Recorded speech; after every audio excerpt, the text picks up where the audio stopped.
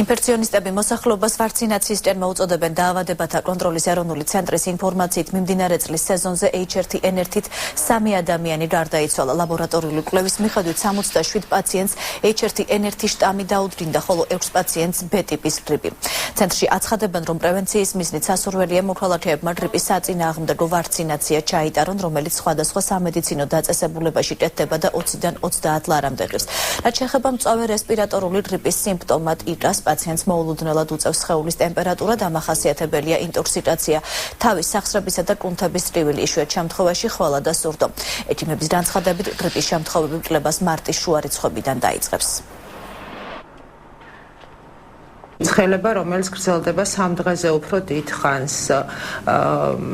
სუნთქვის გაძნელება, ქოშინი, ციანოზი ცხვირტუჩის არეში, ანუ მოლურჯოელფერი, ტკივილი გულმკერდის არეში, ეს არის სისხლიანი მინარევით ხველა, სისხლიანი გამონადენი ცხვირიდან, ან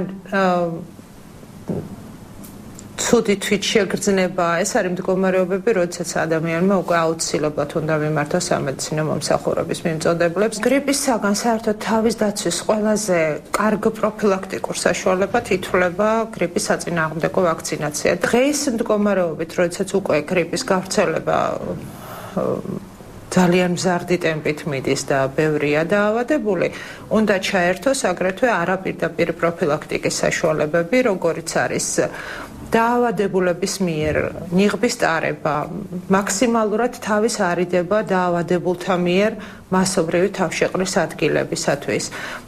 უნდა დაიცვან დაავადებულებმა წოლითი რეჟიმი.